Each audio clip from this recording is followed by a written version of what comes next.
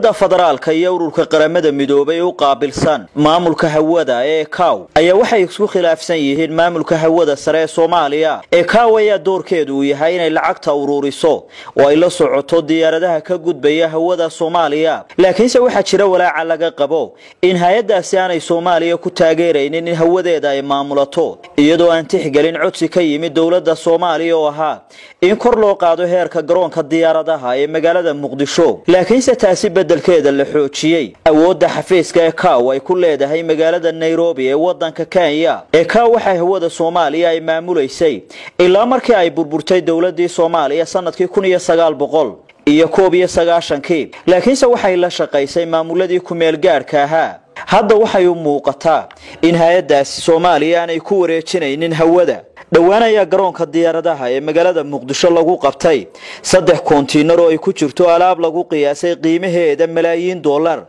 alaabtani oo loo waday xarunta ICAO ee magaalada Nairobi ayaa si aan ku talagalahayn waxa looga dajiyay magaalada Muqdisho. qalabkani ku jira kontiinarada ayaa ku filan in Soomaaliya ay ku maamulato hawadeeda.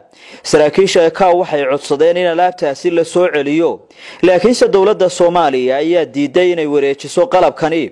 wasiirka cusub ee duulista hawada ee Soomaaliya Maxamed Salaad waxa uu doonayaa in kor loo qaado awoodda waaxda hawada, waxaana dhawaan uu soo saaray qoraal uu ku codsanaya in maamulka hawada lagu soo wareejiyo, isagoo sheegay in xafiiska Nairobi uu yahay xal. warar la helay ayaa sheegay in magaalada Muqdisho ay ka soconayaan shirar wada tashi oo u dhaxeeya dawladda Soomaaliya iyo shirkad caalami oo qaabilsan sharciga, waxaana la darsayaa muranka wajiga cusub galay ee ICAO.